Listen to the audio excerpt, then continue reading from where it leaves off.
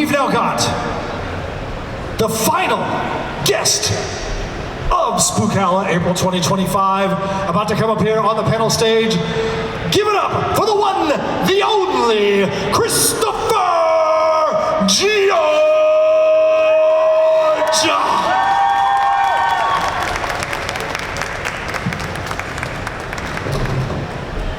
Hey, brother. How you doing, man? I'm good. How you doing? I'm doing great, man. You can raise that, you can lower that. You want to... Is that okay? Or does it need to be tilted? No, you're good. No, okay. Whatever, as long as you're up on the mic, you're good. All right. So... I'm always terrible at mic etiquette. I'm not sure what that... As long as you're close to the mic, then there can hear you. We're going to be good to go. All right. All right, so this guy always seems to get to play complete badasses. In whatever he's in, he's a badass. It could be acting, it could be just his voice, it could be video games. He's always playing somebody that's really cool. So before we go any farther, what do you think is the absolute coolest badass that you're like, dude, I'm so happy that I gotta be that guy? I mean, truly, I've had, the misconception is just because I've been around a long time that I've done all this different work. I was looking at my resume compared to like some of my friends' resumes. I've really only had 2 jobs in 20 whatever years. Really? Yeah, I mean, Teal'c lasted, 11 years and something, and I'm on my 12th year of God of War. So I really haven't worked that much. So instead of being an inch wide or a mile wide and an inch deep, you're an inch wide and a mile deep there. That's right? what my first wife says. I don't know what that means. I have no idea what that means. Mic drop. One job that I had that I was just like, wow. I did The Dark Knight Rises. And I was Bane. I was his number 1. And so I worked on it for 6 weeks, and I had 37 seconds of film time, of screen time. But it was like the dream, because my trailer was in where, all the other trailers were, so I'm next to Anne Hathaway, Bale, Hardy, Morgan Freeman, Michael Caine, and I was just like, wow, why am I here? But it was like the dream, it got so that I would show up to set on days I didn't work. And just to be in that atmosphere, and that to me is still kind of just one of the surreal times in my career. Okay, so for those of you out there, just gonna have you just really quick, just think on this for a minute. I think it's pretty easy to figure out. Oh, I didn't. I caught something out of my eye. I thought someone was walking behind us. So isn't it pretty easy to figure out why this guy gets to voice characters in video games? I am telling you right now, I'm like, if you had, there's 2 things that a voice like this should be doing. 1, video games. 2, late night host. How you doing, baby? That is what this voice is ready for. And that was Lionel Richie with the Commodores. That's what I'm saying. That's Sail on down the line. So how did you get into the voice acting side of it? Was it somebody that was were you like, I want to get into this, or did somebody go, dude, you've got a voice that needs to be recorded? You know what? Honestly, I've done very few voice jobs. Kratos wasn't a voice job. I mean, we filmed it just like film and television. And the only thing that could really be considered voice work was the chasing the action stuff, which is, so basically after everything's done, you go through the entire thing, which was, I don't know, 60 hours or whatever it was, and you have to chase all the action. So every time you see Kratos walking, every time you see him running, jumping, you have to provide all the sounds of that. So that to me is like the worst. That took over a year. Of just, ooh, ah, yeah, that kind of stuff? Yeah. Or wait, even better, like, can you give it a little more effort, Chris? Too much. That's it. Now do it for 9 minutes. And it's just so terrible. To me, it's not a slight at all. Voice actors have a skill that I don't have. They can, first of all, they got a whole cornucopia of voices, but then they have the ability to take one line and tell a story with it. And I don't have that ability. I have to like know his backstory, know what his super objective is, who his third cousin once removed is, and it takes me a while to build characters. So I'm amazed at what voice actors can do, and I just don't have that, and nor do I have any range in my voice. I mean, this is kind of it. So I have the greatest amount of respect for real voice actors. Well, but I think there's a lot of humbleness coming out of here. You know, you might not have the range, but I think there's a lot of voice actors that probably look at you and go, dang, I wish I could do what that guy does. You know, really the only, I mean, I think I got one commercial for a bank. The only other, I think, and you know, and I'd be requested for certain things, but never auditioning and getting anything, because it just, I can't wrap my head around the process. I stumbled into kind of the only real voice job I've ever had, and that was back in like 1987. And I just started working for Nike, and our wardrobers, one of them heard me talk, and do you do voiceovers? And I said, what's that? And so they said, you know, when you see a commercial, there's this guy talking over it or narrating it. And I was like, no, I've never done that. And they said, I think you are what our marketing department's looking for. So when I was done with my fitting, they gave me the address, and the where they were doing it was just kind of 2 blocks away. So I went over and I said, hi, you're it. I was like, I'm what?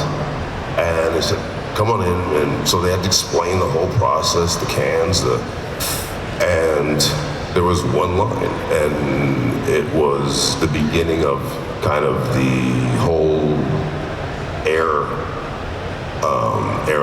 for Nike. And so they were just coming out with like the Air Max, the Air Force Ones, and Air Jordan. And the line was gravity. Wait, no. What was it? No, I just knew it. That's why they give it to you where you can hold it and read it. It was something. Oh, this is it. The Air Revolution by Nike. Gravity is just a game. That was it. I think we all want to go out there and buy shoes right now. And then $75,000 later, it's like, do you know where I can get another one of these jobs? Never got another one. All right, so I know that as this show has been going on, I can say probably heard more people walking around talking about you on Stargate than any other person in this con and any other role they had. It was just, I can't wait, Christopher Judge, Stargate. Let's talk about Stargate, talk about your role there, talk about how you've appreciated the arc that your character has had and just the role that it's played in your life and in your career. Well, it really was the kind of real genesis of my career. I mean, I had done a series previous to that called Booker, which was a spin-off of 21 Jump Street. It kind of didn't really go anywhere. So Stargate for me is like, I'll be forever grateful, first of all, but to work alongside a true legend, Richard Dean Anderson, was a gift. And it was as much an education in entertainment as it was about learning about acting, learning about cameras, learning about the whole filmmaking process. Because Rick obviously had been around forever and you know, 7, 8 seasons as MacGyver. And he was just a plethora of information and guidance, and you know, it wasn't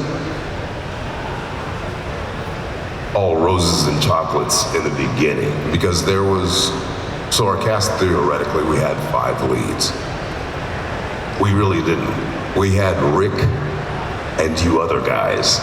And so it was weird kind of finding your footing, and Rick, even to us, was this iconic dude, so we really didn't feel comfortable like being in his space or talking to him unsolicited. And that gradually broke, and then when he was gonna be a father, I already had 3 kids. So he actually started coming to me and asking me questions about fatherhood, and that's really was the genesis of our relationship, and it was just fantastic after that. I mean, he's just such a wonderful dude, and I respect, you know, any man or woman that puts their children before everything else, and he certainly. So Stargate is another one of those shows that's got a very intense fandom. How have you enjoyed being involved in that fandom? Have you been able to like go to the grocery store and get a box of cereal without having incidents or anything like that? Or, you know, is life pretty normal for you? Or? Well, playing Teal'c was kind of a, in that regard, it was weird because people would see me, but then would be afraid of me. So I could see them like want to come up to me, and you know, sometimes I would just go, and that would kind of keep them at bay. But then other times I'd be like, no, just come over. I'm just like a regular cat. Like, I'm not like Teal'c at all. So, and another thing, like in the off season, like I've had long hair my whole life. And in fact, when I auditioned for it, I had hair down my back. And I hadn't heard anything from MGM for 2 weeks. So I decided I'm gonna cut my hair to like shoulder length. And the next day, we got the call for the screen test. So we get it, and wait, I got it. I'm talking I'm talking about, you know, Chris Judge got that role. So they had already done all the character mock-ups with this long hair, because that's what they saw from the tape. And it just didn't look right with shorter hair, because originally Teal'c had these long earlobes, and what's that? A pastiche, so the Egyptian deal. And it just didn't look right. And so Jonathan Glasner, one of our creators, came up to me and said, "Have you ever been bald?" And I was like, "No, that's like a bad word in my family. Like, everybody has long hair." And he said, "Would you be willing to try it?" And I said, "Well, talk to my agents and we'll figure out, you know, a monetary incentive."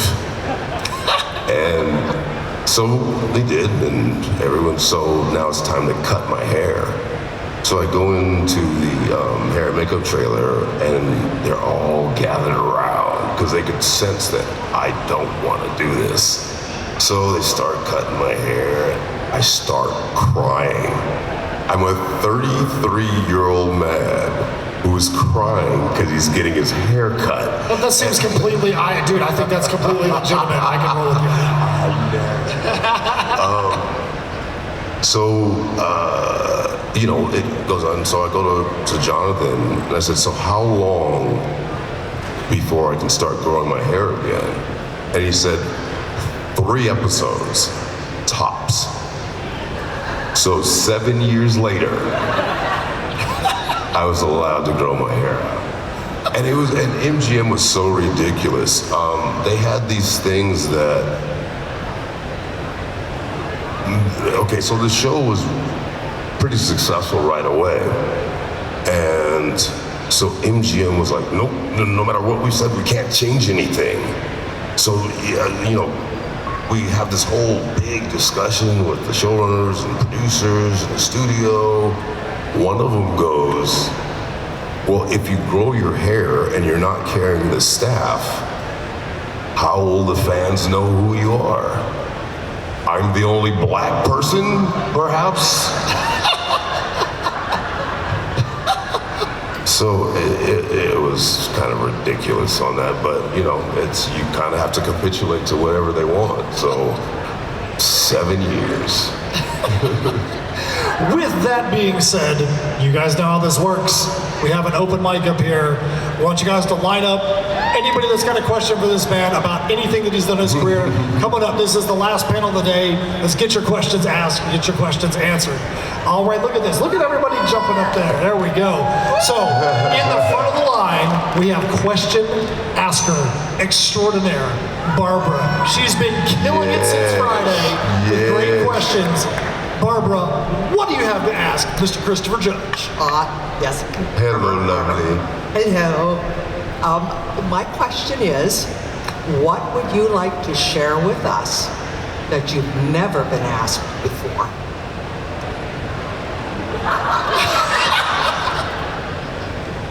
Give it up for Barbara!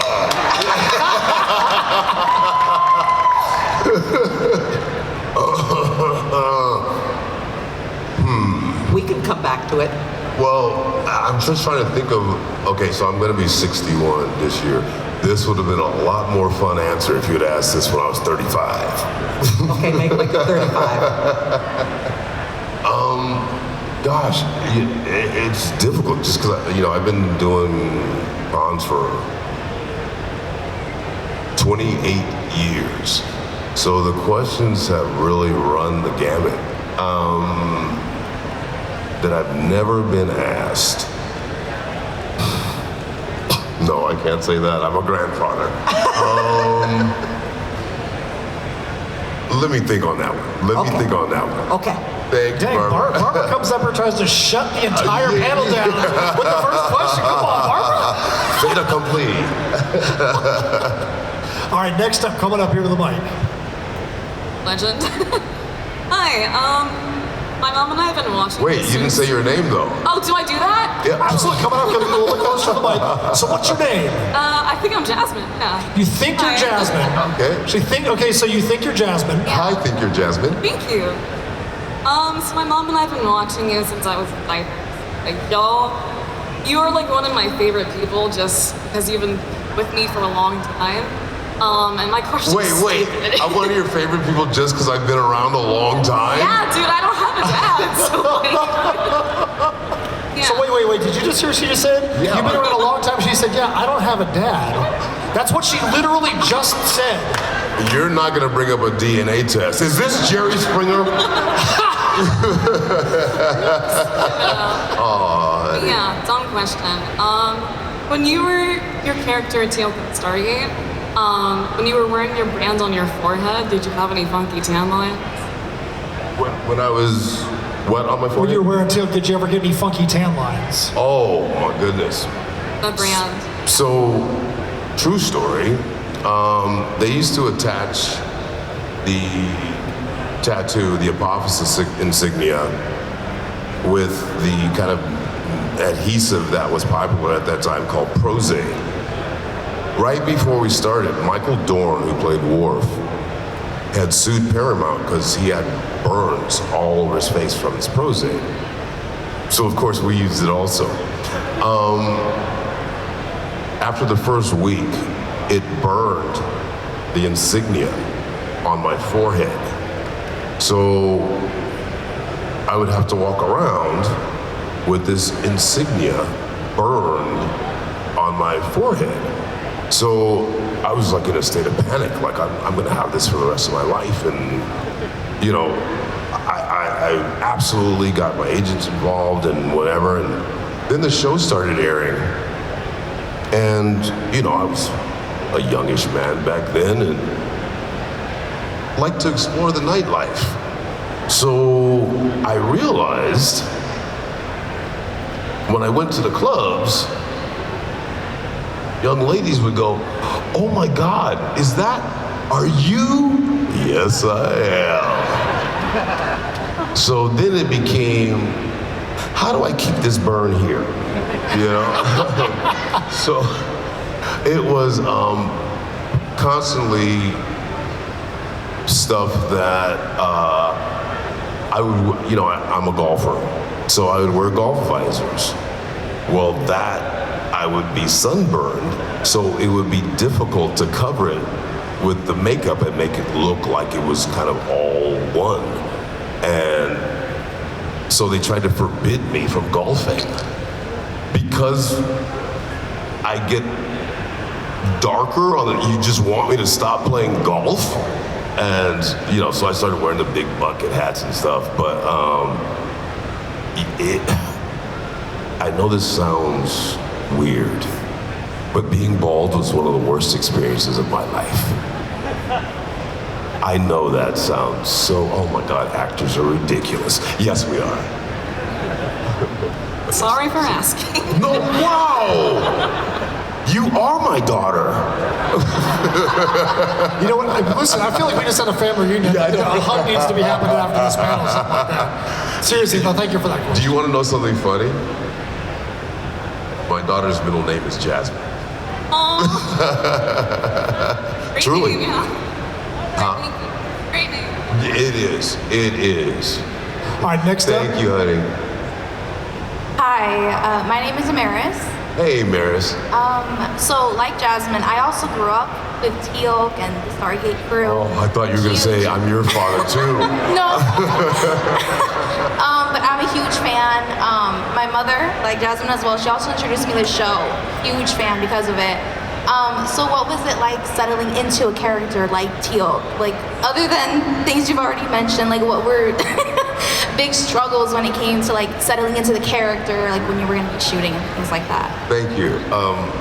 Well, Teal'c is so diametrically opposed to who I am as a person.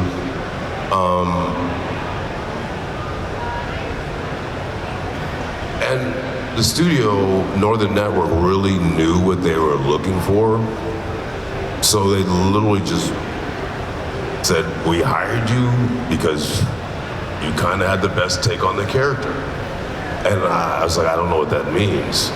I said, "You pretty much got free range to do what you want."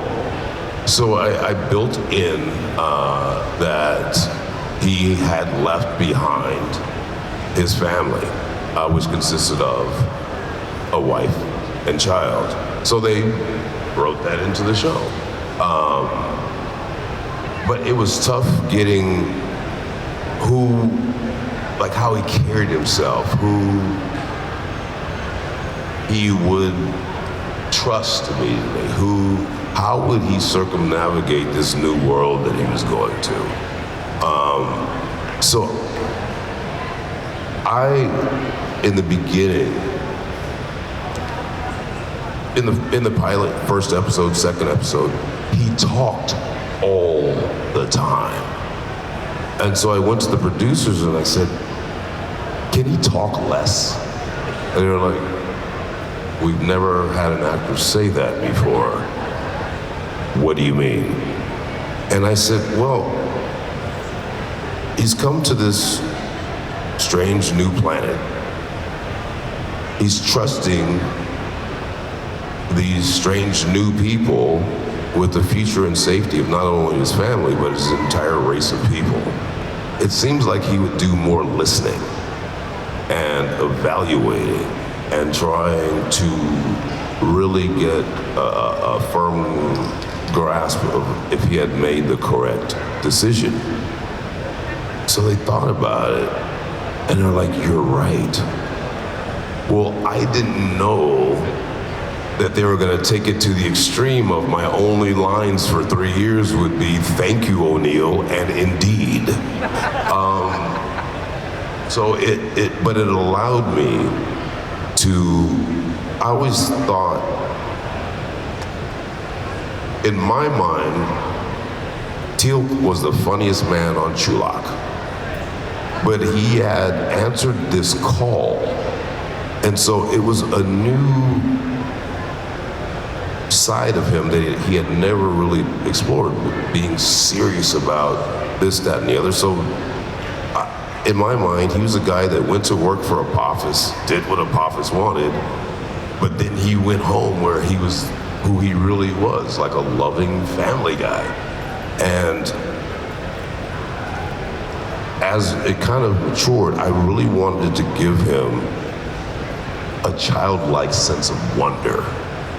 Because yes, he's seen this advanced technology from the Goa'uld, but what he found on Earth was so much simpler and so much more attractive to him. To have free will, to watch whatever television show you wanted, to root for whatever team you wanted, you know, because he always had to root for like the Apophis overlords or whoever. So I really tried to endow him with that. And out of that, I think came a lot of the funny moments with O'Neill. Because O'Neill is world weary. And the two of them together was just such an odd coupling that there was a lot of humor that came out of it. And the producers recognized it. So with Teal'c's sense of naivete and O'Neill's sense of just world weariness, there was so many great moments that came out of it, but so much learning that came out of it. And you know, to me, the burden of sci-fi is allegory. And it has to mean something, and it has to represent something universal that we're all going through. And I think one of the great messages was if we just listen to each other, we can all actually get along. If we listen and respect each other, there's no reason for all this strife, not just in America, but everywhere. That's amazing. Thank you so much. Oh, thank you, honey. All right, so real quick, you see this dude that keeps on coming over here to the mic. This is actually Jacob from Vivid Sky. Let's give him a big round of applause. Hey, Without Vivid Sky, we would not have any sound for this whole weekend, for the concerts last night, so good job out there with all the work you've been doing this weekend. All right, so next up, what's your name, my man? Yeah, shout out this guy, by the way. Hello again. I saw you on Friday. Friday is your name? Yeah, Friday. Friday. Wait, is that your real name, Friday? No, I said I saw you on Friday. But we want to call you Friday. Can we just call you Friday? Oh, sure. It's all good. Okay. So what's your name? My name's Noah. I told you about my cat on Friday and Kratos and stuff. So please don't be offended, but the lights are right in my eyes, so I can't actually see you. It's okay. On the topic, switching to God of War, where would you want his story to go? To go? Like Where do I want eventually, like in the future, where would you want his story to go? In the future, where would you want his story to go and go? Oh, I'm sorry. That's a really good question. So Kratos' journey has, been a wild ride. He went from a guy who killed his family to a guy who had experienced, not to say that he didn't love his first family, but someone who had experienced love as a child, but ultimately he's become a father. He dedicated himself to being better so that his child would be better. Mission accomplished. Now what? In that last triptych where he sees that he's celebrated and revered and loved, I think would spin him into a quandary because he's accomplished raising Atreus to where he can go out on his own. I'm still nowhere near someone to be revered or celebrated. So I would like to see how he gets from Loki leaving and Atreus remaining to that guy in the triptych. So, I hope that's what will be explored next, how that happens. Thank you. Cheers. Thanks a lot, Friday. All right, so you know what? I had a feeling that this dude right here was going to come up to the mic. I had a feeling after I talked to him earlier today that he was going to be coming up here because he was so freaking excited about you and about your story. I'm not setting you up for anything. I'm not building this up. Yes, I am. You better ask a good question. We'll try. My name is Corey. Hey, Corey. I'm familiar with that name. You've heard his name being chanted all weekend because he's the official show photographer. Awesome. So my question, in Stargate... Don't be trying to make your voice all deep. Sorry about that. So you wrote several episodes of Stargate SG-1, and in an interview you stated that you would never have wanted to direct any of those because y'all acted fools until it was time to film. Yes. Is there any chance in the future of you writing or directing anything? Yeah. I've continued to write no matter how torturous it is, but directing, no. I do not like actors. And I say that only half jokingly. There's,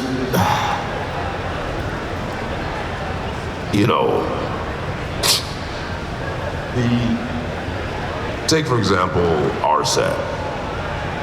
Work would not commence until all the jokes were told, until we were just, frankly, got tired of goofing around, which was great for us, great for the crew, not so great for the director trying to make his day.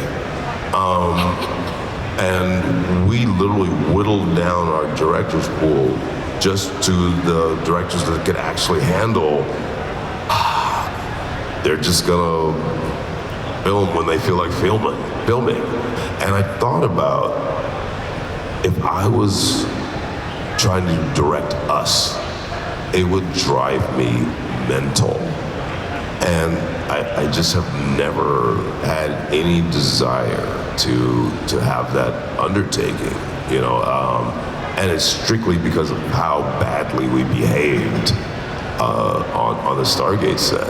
And it was kind of the beginning of it was Rick and Michael Greenberg came to us, and we were very fortunate because right out of the gate we knew we had 2 years. Then when the pilot aired, they renewed us for three more seasons, so we knew we were at least doing 5. And Michael Greenberg and Rick kind of pulled us all in and said, we're gonna be doing this a long time. Let's just do it till it's not fun anymore. So let's make it fun every day. And that's what we did. And it was, like I said, it was great for everybody but the director. So I would never, ever. And even like looking at God of War, we had some pretty heavy stuff that we did. But it was because I was number one, I kind of set the tone for what the set would be like. And it had to be fun. If you're making entertainment, it should be entertaining to make. And it was really just a goal of mine that everyone, when they woke up, would be like, I get to go to work today. Not going, oh, hell, I got to deal with that asshole. Oh, there's no, sorry for the kids. There are, I have to deal with that bleep butthead today. I'm trying to bleep for you, man. And we very much achieved that. It's so far, it's been almost 12 years where we haven't had a bad day. And we filmed through some extraordinary times I'm sure everyone went through.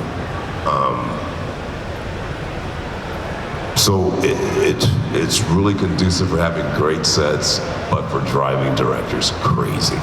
So yeah, that took away any desire I ever had to direct. All right, thank you very much. Hey, thank you, bro. Good stuff. We'll be seeing Corey again in a few minutes here. So, all right. Next up, we got a few more questions up here. Got like 4 more in the line. All right. What's your name, my man? Hello, my name is Matthew. Hey, man. Good name. All right, bringing things back to God of War for a moment. Step up just a little bit for us. Okay. Hello? Okay, so bringing things back to God of War for a moment, like how did it feel going into this role, sort of like a massive progression, sort of a reinvention of the character Kratos? I didn't know what I was auditioning for. Everything has a code name now, so you never know what you're auditioning for. And I was thankful, first of all, that I didn't know it was a video game, because I probably wouldn't have auditioned. Because to me, I didn't know about this new thing of you wear mocap suits and they film it like they film movies and television. So I would have equated it with a voice job, and I would have thought it was a waste of my time because somebody else was going to get it. So I didn't know that. And then reading the script, I remember calling my agent and I was like, why the hell did you send me this? This is a $200 million movie that they're gonna make an offer to somebody. Like, why would I waste my time auditioning for it? This is already out to offer to somebody. And my agents convinced me to go in, and it went really well, and didn't hear anything back. What was your actual question? I'm going to stop myself before I go on a tangent that may or may not have anything to do with the question you asked. All right, well, I still like where it was going, but anyways, I was asking about how it felt going for this established character and with this new progression or reinvention of the character. Like, what was the direction going forward from there? Well, I was about to tell that story if you didn't interrupt me. My fault. Should have just let me cook, man. Tourette's. So, I had no idea what I was auditioning for. So I go in, goes really well. They love you. Don't hear anything. So the next week, they called for a chemistry test. I hadn't done a chemistry test in years. They don't tell me with who. I get there, there's this 9-year-old kid there. And I'm like, I'm being pranked, right? Like, so, no. So they give me and Sonny just some time just to talk and da-da-da. And I was like, I know how to do this. I've had kids your age. So we just hit it off. So we go in, do this, it goes great. I don't learn till later. Sonny gets to choose who they're gonna hire. So my future, unbeknownst to me, lied in the hands of a 9-year-old. Thank God I gave him a Snickers bar. So then I find out, and one of my sons had said, it kind of reminds me of God of War, but it can't be because there's a kid. There's no kids in God of War. Okay, it's God of War. So I'm glad I didn't know, because I then Googled what the previous voice had sounded like, and it was TC. And he's got one of the great voices on the planet. And Sony put me into dialect coaching. Sony thought, so there's a huge disconnect from gaming and the studios. Most of the gaming decisions are made out of Asia, not out of America. So because this had such cinematic elements to it, Sony America was involved and PlayStation was involved. So they had gotten together without talking to Corey and said, we think Kratos should have a British accent. So I was in dialect coaching to do a British accent for 3 months. Never thought, I was like, well, it's obvious they want to do something different because they've hired a new actor. So we get to set the first day, and the first scene is a boat scene. And my very first line is, stay away from the water, boy. Cut. I see all the heads, because it's the first day, so they want to see, like, all the executives are there, and da-da-da. I see a bunch of heads huddling behind the monitor, and that's never a good thing. So Corey's walking over to me, but he's walking really slow. Another not good sign. He finally gets to me and he's like, was that a British accent? And I said, well, apparently not if you've got to ask me. And he's like, no kids? No kids? Okay, now. Why the fuck are you doing that? And I said, I've just been doing dialect lessons for 3 months. He said, from who? And I said, Sony. He said, forget that shit. Do what you did in the audition. That's why we hired you. I was like, okay. So we get through that scene. The next scene is Kratos getting the blades of chaos. So I had now Googled their past cinematics, and to me, this was kind of the penultimate moment of 2018, the 2018 game. So I asked Corey, I was like, how far can I go? Like, do you want to kind of stick within the parameters of OG? I used to say old Kratos, now I say OG, the original Kratos. I said, do you want to stick within that? And he kind of looks at me like I'm crazy. He's like, no, let it fly. That's why we hired you. Like, we want it to be different. And so the substitution that I used, all my substitutions are my kids. So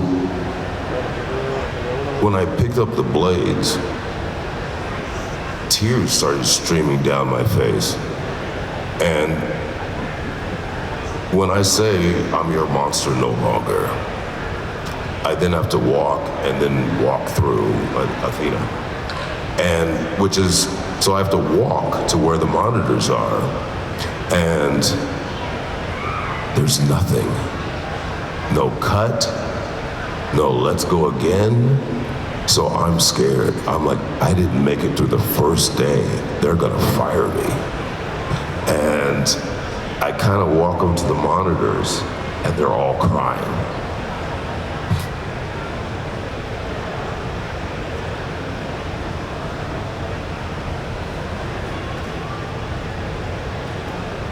For the first time in my life, as an actor, I felt validated.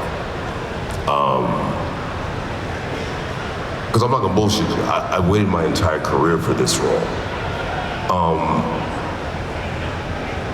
To me, show business is transactional. You never agree with a company on your worth, but you hopefully get to a point where neither one of you feels offended. It doesn't happen a lot. Generally, the talent feels offended. So I devised a scale. For this amount of money, you get this much of my pain, and I never break it. It was the first time in my career where they were willing to not only pay me what I thought I was worth, but then to trust me to make my pain accessible. And from then on, it was, and still is, just this wonderful ride that I'm fortunate to be a part of. And I had no idea how big the franchise was. I understood it was popular. But we started doing interviews that wouldn't air till after the E3 reveal. So they were like, I couldn't understand why interviewers were asking me if I was nervous or if I was like, it's a job. Like, I don't know. Were you nervous coming here? Like, I don't know. It wasn't till the E3 reveal that I understood what Kratos meant to people. And then I got nervous. And in the beginning, lots of fans weren't real happy to see TC leave.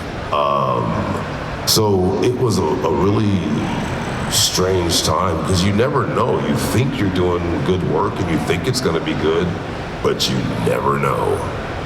So we get done with the game. There's a press embargo. So we go to the fjords, the actual fjords, where they built one of the villages from the game.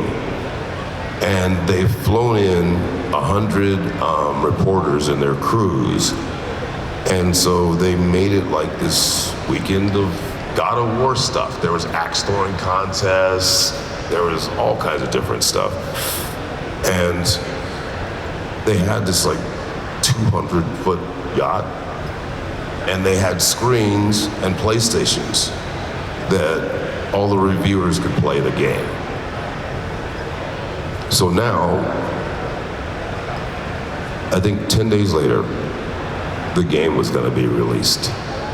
And if you want to see how stressful it was, there's a great YouTube video of Corey when the first reviews are coming out. And because we just didn't know. We did not know.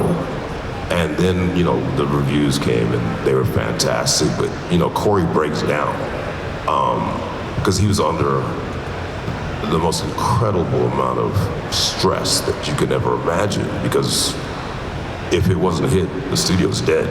That's it. They gotta close the doors. So it was.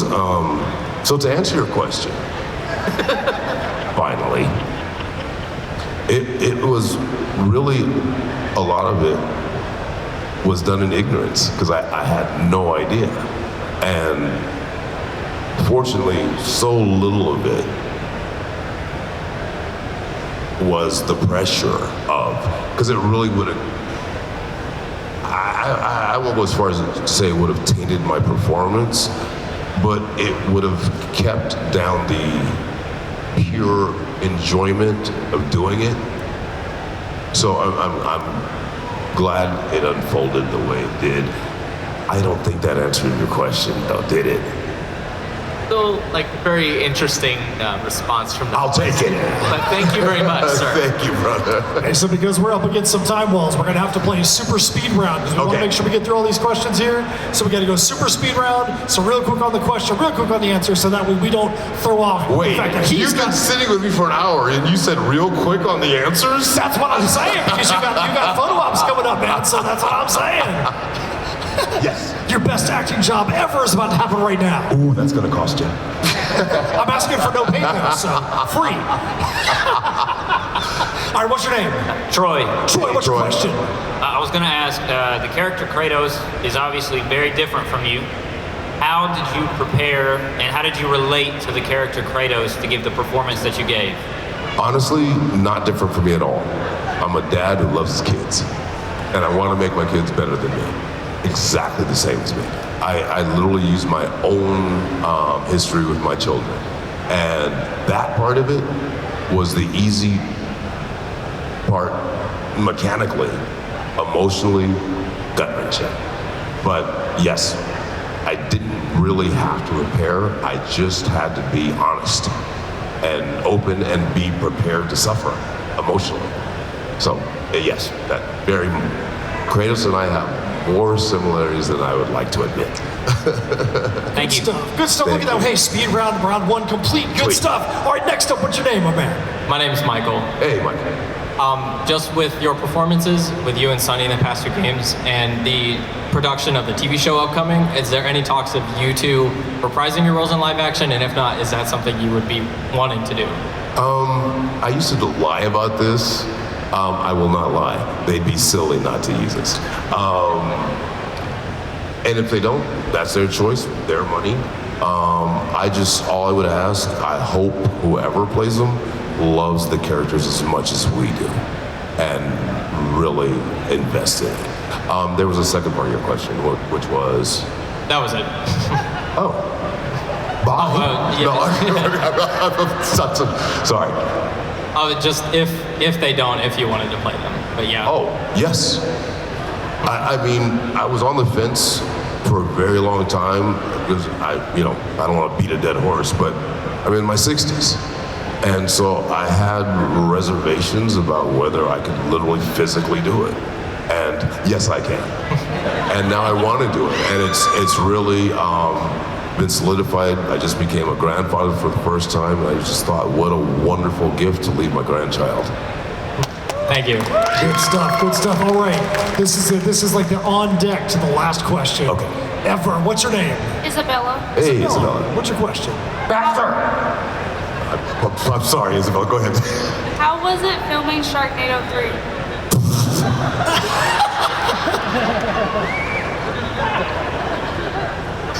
Here's how Sharknadoes go. I was on my couch playing Tekken. And one of the producers who's the head of casting calls me. He's like, hey, Judge, what are you doing? I was like, I'm playing Tekken. What you doing? He's like, can you come to the studio today? I'm like, for what? He's like, well, we're doing the next Sharknado. And a new part was just written in. And we just want to see if you would do it. And I said, what's it about? He's like, don't worry about it. It's just be you and Mark Cuban. I was like, okay. He said, all right, your call time's 4. Come in. Then I got there at like 3:59. Shot with Mark Cuban and left. That's Sharknado. Thank you. All right, so now we have the very last question. During the panels at the entire April 2025 Spookala, let's make this the greatest question for the entire weekend. Right now, I can feel it. All right, what's your name? No pressure. Name's Michael, so this is gonna be a Wait, don't be trying to have an attitude, Michael. no, I'm kidding. I'm kidding. no. So this is gonna be a letdown. So No, I'm just asking you, man. Whatever your question is good. So despite you playing football, Chris, and kind of being more a fan of the violence and the performance rather than just kind of the paths and the X's and O's, wondering who was the most badass competitor in the Pac-10 or on Oregon that you went up against, or maybe it was yourself. Dude, I love this because I wanted to actually ask something just like that, and I'm glad that he got around to it. That's good stuff, man.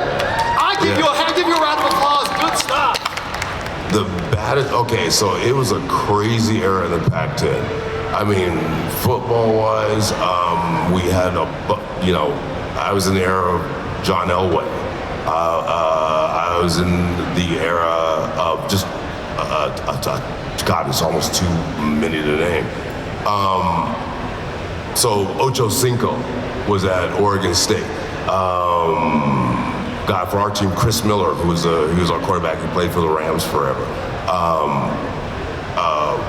Nationally, Bo Jackson was in college at the time.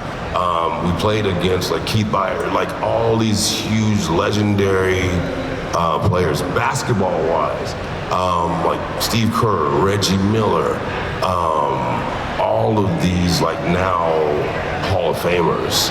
So I was by no means one of the big dogs in the league at that time. But it's an honor to say I played with a lot of the cats that really are like Hall of Famers now. Dude, that's awesome. Thanks a lot for that question. All right. Barbara, I think you should end this. To answer your question, a question that I've never been asked is, do I enjoy doing these? The answer is yes, because it's a chance to thank you for these crazy years of support over 2 decades.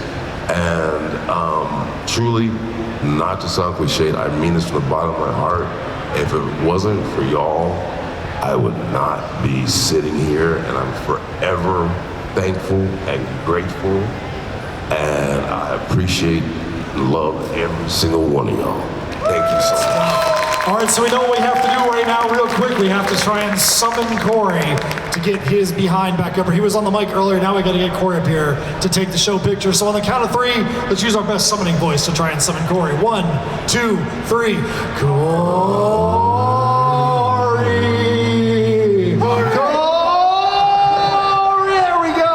So you know what's going to happen? We're going to give a huge round of applause for Christopher Judge, and then Corey's going to take the final audience picture of the evening. So we're going to come around here. You and I are going to go here. Corey's going to take the picture, but you guys are all going crazy. Oh, all right.